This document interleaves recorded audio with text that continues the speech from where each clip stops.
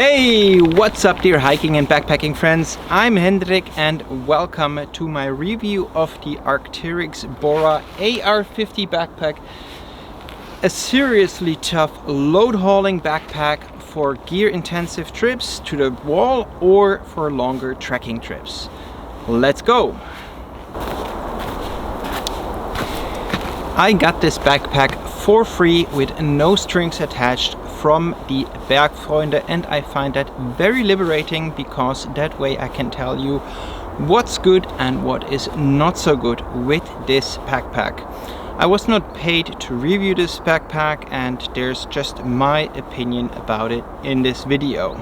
If this backpack doesn't tick all the boxes for you, then I would welcome you to watch the other backpack reviews that I have done over the past several years.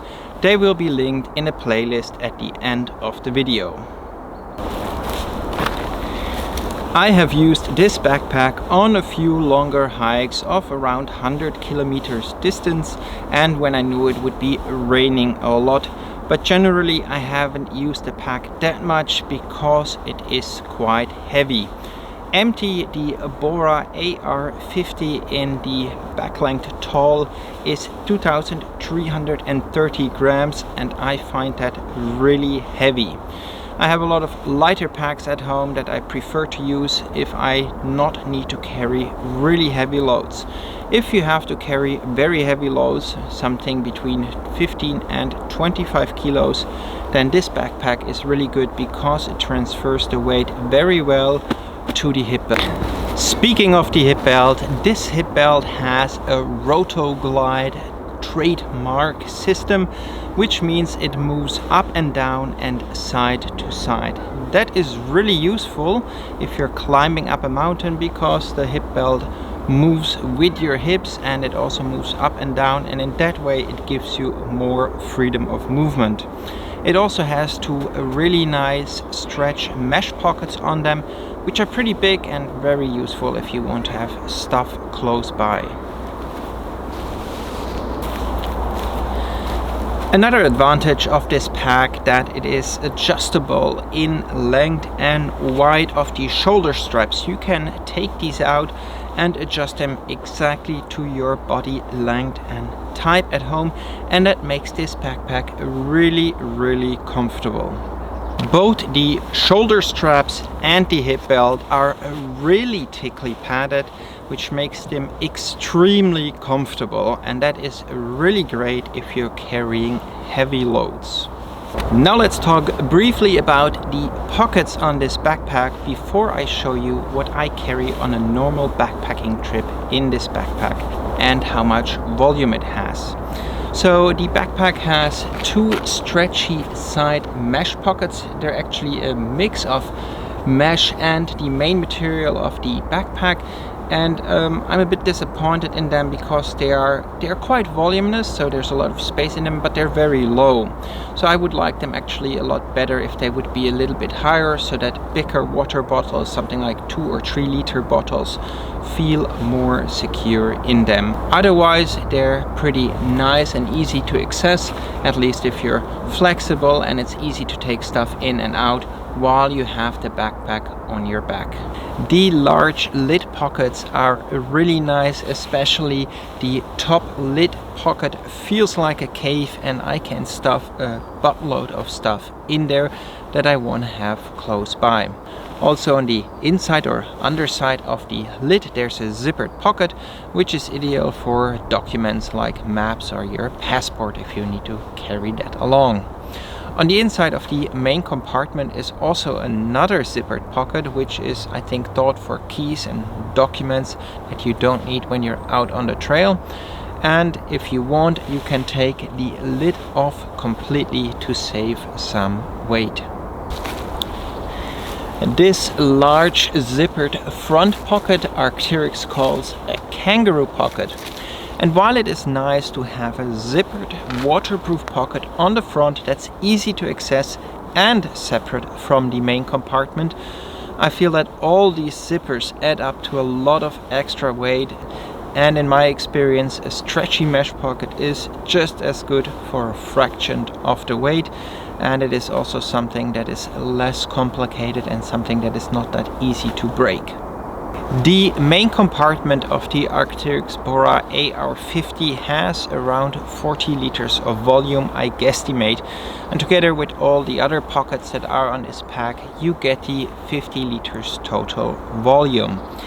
The main compartment gets loaded via a drawstring top closure, but it also has a zippered side entry, so another zipper. In my experience, I have used this zippered side pocket really little, and I would like to get rid of it to make the backpack more simple. Then still a little bit about the materials of this backpack.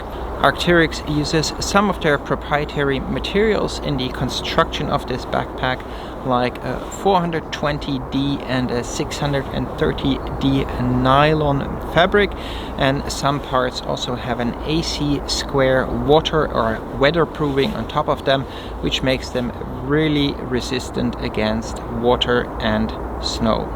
And the back panel is made of a material that is called thermo-molded Tegris, and it also has aluminium stays in it, which help transfer the weight to the hip belt.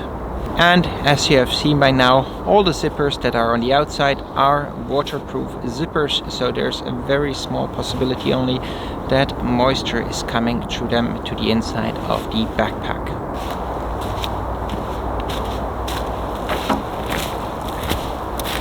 Well, and that brings me to how the pack feels in use.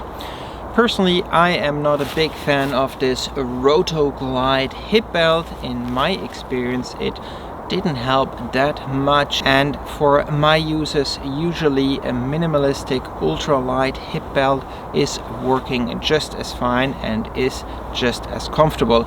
But then I also usually carry less weight overall. I like the stretchy hip belt pockets over here, and also the really large lid pocket. Those are really great for organizing stuff when you're outdoors, and they help me to keep stuff that I want to have close by within distance of my hands really easily. I am not a super big fan of the kangaroo pocket, but it has worked for me, so not really a reason to complain. On the other hand, I am super satisfied with the AC square waterproof material of this backpack. If I know it's going to rain cats and dogs and I will be walking day in, day out through the rain, and maybe even some bushwhacking and going through little chimneys in the mountains, then this is the backpack I take, because I know that everything that's on the inside will be dry when I arrive at camp. Accessing stuff in the main compartment has been fine, although I'm not a big fan of drawstring closures in generally, and I also could do without the side zippered access to the main compartment.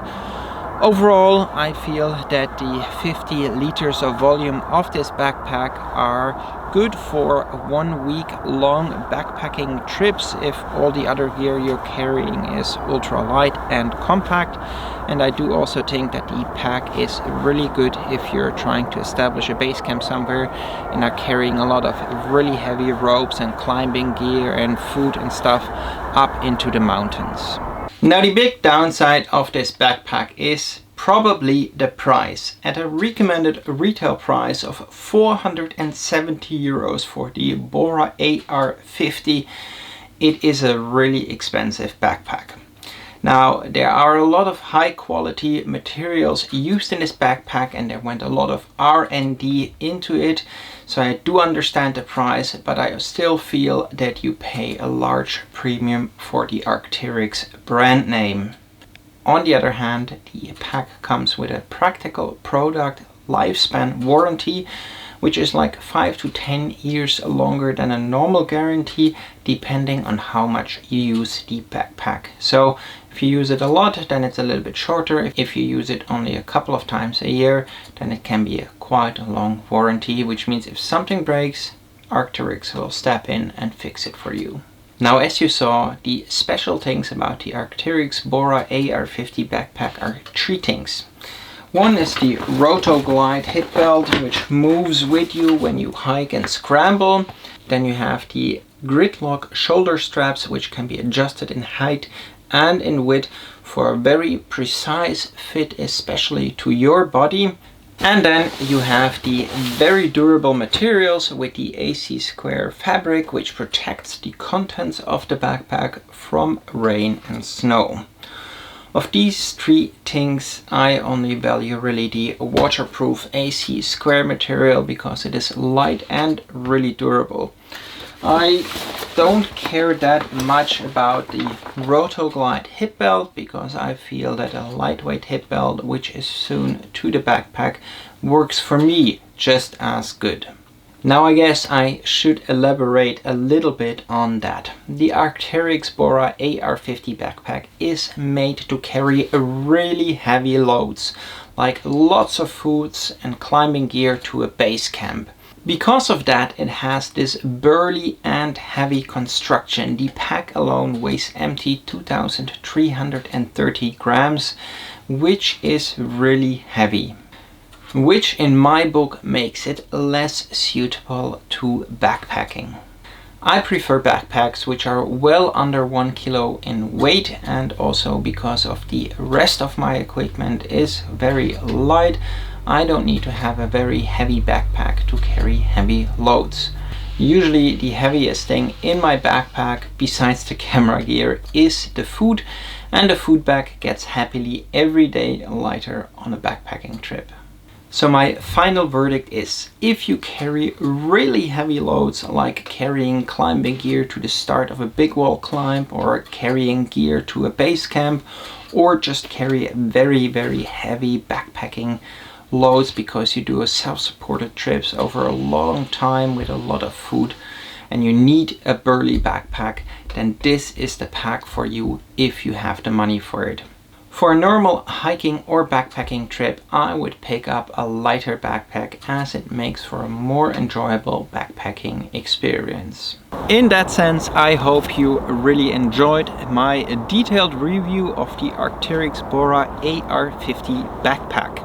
If you decide to get this backpack, please use one of my affiliate links in the description. I looked up the best deals, so I help you to save a few bucks, and using the affiliate links doesn't add any extra costs to you. As always, if you got questions about this backpack, hit me up in the comments, leave a thumbs up as it really makes a difference, and remember, life is better outdoors. See you in the next one.